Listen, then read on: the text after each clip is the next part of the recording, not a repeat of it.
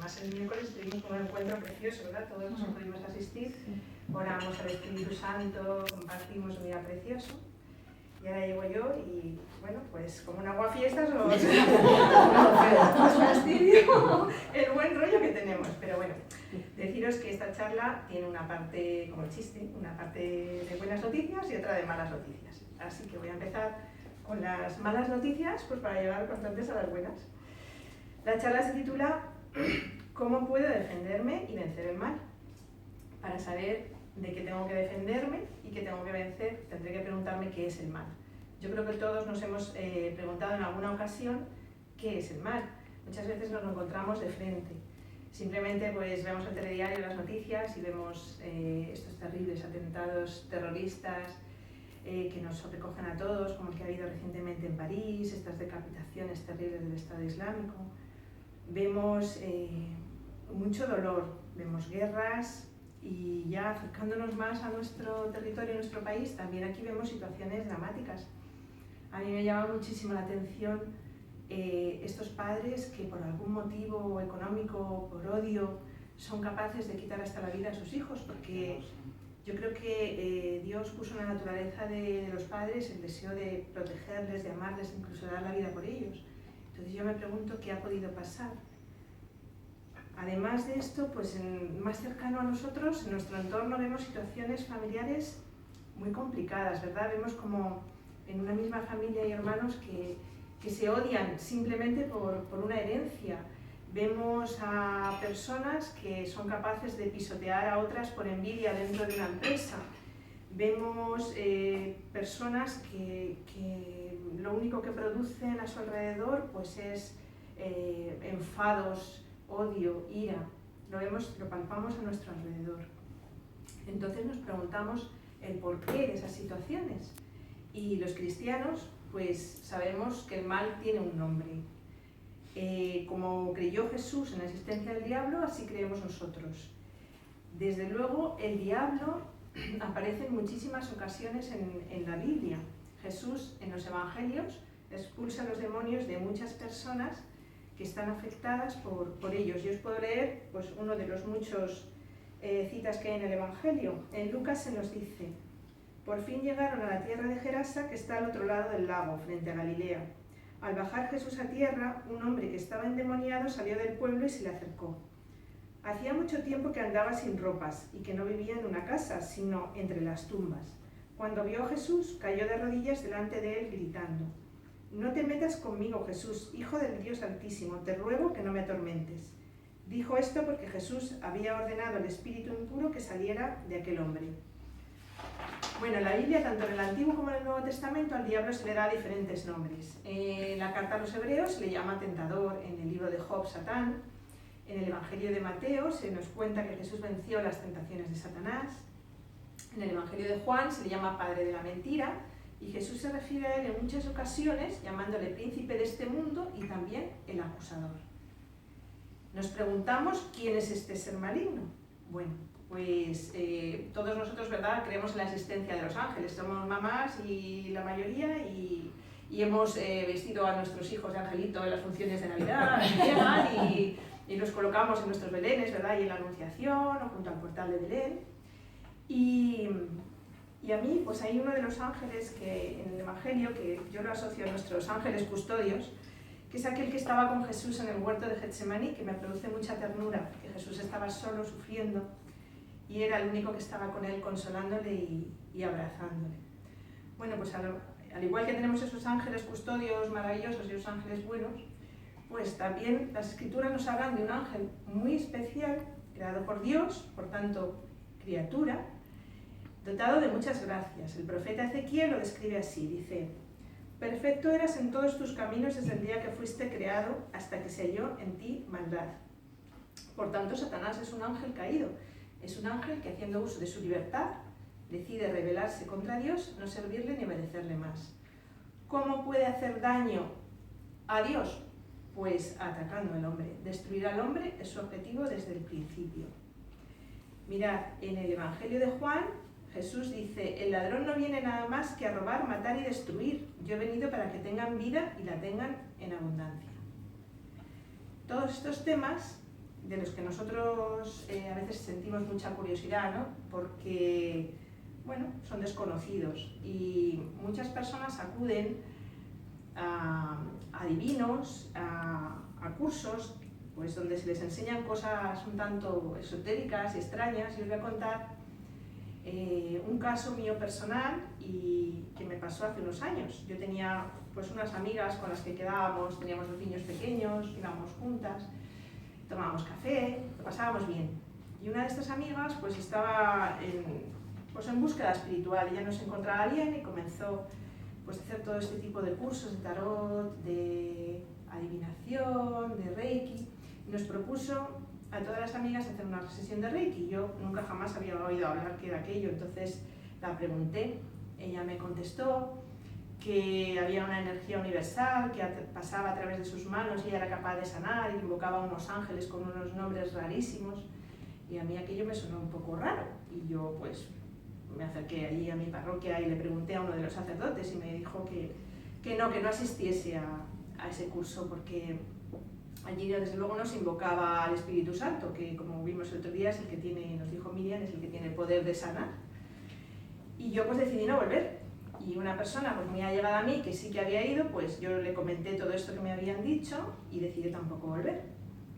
Así que esta amiga, junto con otra que sí había ido a esas sesiones, quedaron conmigo una cena muy inocente, y ese día pues yo lo pasé realmente mal porque me atacaron las dos de una manera increíble. O sea, atacaron realmente, no fue a mí personalmente, fue mis creencias, fue mi fe, fueron tantas cosas que yo salí muy disgustada, sobre todo porque de allí hubo un distanciamiento muy grande. Y yo, aparte de la tristeza de perder a estas amigas, pues me di cuenta de que la sanación que ellas me ofrecían no venía de Dios, porque el Espíritu Santo, los frutos que nos comentaron Lola y Miriam, pues son el amor, la unidad, y yo allí lo único que había visto era separación, desunión, dolor, ira, y bueno, tenemos que tener mucho cuidado con estas cosas. Nos tenemos que preguntar cómo podemos defendernos del mal, cómo podemos nosotros hacer. Bueno, pues primero conociendo las tácticas que utiliza el diablo con nosotros. Lo primero que hace es cegarnos. O sea, el diablo lo que prefiere es lo que está sucediendo hoy en nuestra sociedad, que todo el mundo crea que no existe. Vivimos en una sociedad relativista donde lo que está bien para mí no está bien para ti, lo que es el mal para mí no es el mal para ti, entonces ahí tiene muchísimo terreno ganado. Pero si tú no eres así y piensas que existe, entonces comenzar a trabajar pues como ha trabajado a lo largo de la historia, que le funciona fenomenal, que sobre todo es haciendo pasar la verdad por mentira, mintiendo. Mirad, en el relato del Génesis en la Biblia, al principio de la creación ya se nos habla de la tentación y nos dice cómo él, retorciendo la verdad, consigue el objetivo que persigue, que es separar al hombre de Dios, alejarle y destruirle, claro. Entonces, allí se acerca a la mujer y le pregunta, retorciendo la verdad, ¿es cierto que Dios os ha prohibido comer de todos los árboles del jardín? Entonces ella cuando contesta, no, que va, solo nos ha prohibido de uno. Dios había prohibido que comiesen del árbol que sabía que les iba a hacer daño, que les iba a hacer sufrir, y lo hizo por amor. Pero el demonio da la vuelta y le dice, es que ha dicho que si comemos moriremos. Y el demonio, claro, ahí utiliza una verdad a media, dice, no, tú come que no moriréis. Y efectivamente, la muerte física no se produce en ese momento. Lo que se produce es una muerte espiritual, de ese estado de felicidad, de confianza en Dios en el que el hombre había sido creado. Y así es como va trabajando. Yo me doy cuenta cómo nos mete esas mentiras dentro de nosotros. Una vez saliendo a cenar con unas amigas, pues una de ellas decidió que fuésemos a tomar unas copas, y allí en aquel lugar pues había un chaval muy majo, la verdad, físicamente muy guapete, y comenzó a acercarse a ella, a hablar con ella, y yo la escuché decir una frase que yo dije, eso no es suyo, no está en su cabeza, ¿no? Ella dijo, va, es una canita ley de David y ya el matrimonio. Y yo me quedé asombrada, porque yo dije, bueno, ¿cómo habrá dicho algo así, no? Pues el demonio es que trabaja así, nos mete esas mentiras dentro para que nosotros caigamos en la tentación. Lo que no nos muestra nunca son las consecuencias que vienen detrás. En ese momento tú no ves que puede haber una familia rota, que puede haber unos hijos sufriendo, tú eso no lo ves, solo ves el momento de diversión, de placer, con eso que Él te ha mostrado. Bueno, pues ¿cómo nos sentimos nosotros? Porque muchas veces le dejamos entrar. ¿Y cómo nos sentimos? Si nos paramos a pensar, pues hay veces que nos enfadamos muchísimo en casa, queremos ganar una discusión a toda costa, e incluso podemos hacer daño a la gente que tenemos a nuestro alrededor, ¿no? Con palabras que no son las que nosotros sentimos en nuestro corazón, y nos damos cuenta que se nos ha colado por ahí. Otras veces pues perdemos la paciencia, ¿no? Y todos esos frutos que vamos viendo en nuestro hogar, nuestra casa, en nuestro ambiente de trabajo, con los amigos, cuando vemos esa sensación que tenemos de pena, de tristeza, de desasosiego, pues es que le hemos dejado colarse. Además, Él nos va ganando de menos a más, con las cosas más sencillas. Hoy en día, pues escuchas a todo el mundo decir, bueno, yo me llevo el material de la oficina, bueno, si es que todo el mundo lo hace, no pasa nada, esto es una cosa normal, ¿no? O vamos al supermercado y hemos dado un billete de 20 y nos han devuelto el cambio de 50 y nos damos cuenta y decimos, bueno, una cajera más tonta, que la ponga ahí a reponer el tomate frito, porque desde luego aquí no sirve para nada, pues yo me lo llevo, oye, me tomo algo y en mi casa o me voy a comprar un caprichito o lo que yo quiera. Pero todo eso es robar, todo eso realmente es robar y por ahí nos va ganando la partida. Después de esto no se queda tranquilo, o sea, no dice, ya lo he conseguido, no, es que encima nos acusa.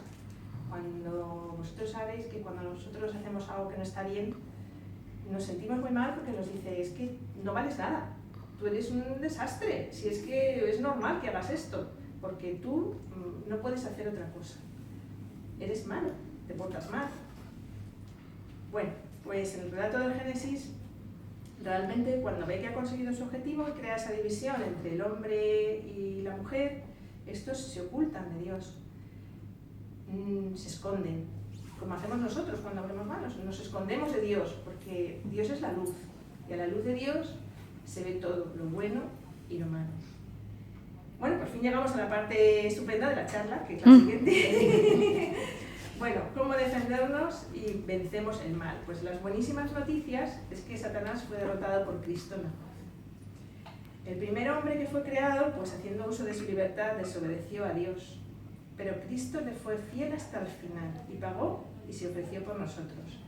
Fijaos, San Pablo en la carta a los Colosenses nos dice, vosotros estabais muertos a causa de vuestros delitos y de vuestra condición pecadora, pero Dios os ha hecho revivir junto con Cristo, perdonándoos todos vuestros pecados. Ha destruido el pliego de acusaciones que contenía cargos contra nosotros y lo ha quitado de en medio, clavándolo en la cruz. Bueno, nos dice que Cristo ha vencido en la cruz y que ha derrotado al diablo. Entonces, ¿por qué este sigue tentándonos? Nos preguntaremos, claro, yo me lo pregunto. Bueno, pues porque Satanás realmente fue derrotado en la cruz, lo que no fue es destruido. Y mientras no sea destruido, el Apocalipsis nos dice que lo será, pero mientras tanto, pues seguirá tentándonos. La buena noticia es que contamos con unas armas muy, muy poderosas para defendernos de él. Y para vencerle nosotros también, claro. La primera es la oración. Aquí ya se nos han dado varias charlas hablándonos de la oración y de su importancia y de su poder. Tenemos que estar siempre, siempre convencidos de que la oración tiene un poder impresionante. San Pablo nos dice, si Dios está con nosotros, ¿quién estará contra nosotros? Mirad, yo vuelvo a mirar a Jesús en el huerto de Getsemaní. Él sabía cómo tenía que sufrir ese día y medio hasta que él acaba crucificado y muere. Y yo creo que tendría una tentación terrible de marcharse de allí, de huir de ese sufrimiento tan espantoso que le esperaba. ¿Y cómo consigue vencer la tentación? Pues simplemente orando. Él no deja de orar en ningún momento. Él se abandona en manos del Padre. Esa es nuestra mayor lección, abandonarnos en manos del Padre, porque Él consigue pasar lo más difícil. Nosotros muchas veces queremos vencer nuestras propias batallas con nuestras fuerzas. Creemos que lo podemos todos solos y no es así. Necesitamos a Dios, necesitamos conocerle, orarle, hablarle y confiar en Él. Yo el sábado estuve en el funeral de un joven que murió, pues porque se olvidó que tenía la oración, que tenía al Señor a su lado. Y en un momento de debilidad como esos que tenemos todos, pues recurrió a la cocaína. Y la cocaína es un arma del diablo. Él, que había cantado con su guitarra tantas veces a Dios, en ese momento se le olvidó que estaba el Señor ahí, que podía orar y que podía vencer esa tentación. Nosotros debemos estar siempre a su lado, saber que siempre nos va a responder. Nos decía Maricela en la palabra del Hijo Pródigo, cómo ese Padre misericordioso sale todos los días al camino a esperar a ese Hijo que vuelva. Da igual lo que haya hecho, porque Dios, como no hace lo que hace el diablo, que es acusarnos, Dios no acusa, no nos reprocha nada, siempre nos está esperando. Siempre nos abraza, nos pone esas sandalias y nos hace una fiesta si volvemos a ir aquí. Tenemos que saber que tenemos una oración maravillosa para vencer el mal, porque ya nos la dio Jesús cuando sus amigos, los apóstoles, los discípulos suyos le dijeron enséñanos a rezar. Él les enseñó el Padre Nuestro. Y al final del Padre Nuestro le hacemos una súplica a Dios, que es no nos dejes caer en la tentación y líbranos del mal. Aparte de la oración, tenemos otras armas importantes. Una de ellas es la acción. Mirad qué bonito. Nos dice en la carta a los romanos, San Pablo, no te dejes vencer por el mal, más bien derrota al mal con el bien. Nos preguntaremos, ¿y cómo se hace eso? Bueno, pues es muy fácil. Mirad, hay veces que tenemos una vecina muy pesada, de estas que parece que nos rehuye el saludo todos los días. Bueno, pues yo sigo poniéndole una sonrisa y le digo buenos días con la mejor de mis caras, ningún problema. A veces hay una discusión en casa, bueno, pues yo puedo entrar ahí al trapo y echar leña al fuego. Pues no, lo que voy a hacer es templar los ánimos y intentar que haya paz. También podemos servir en un voluntariado.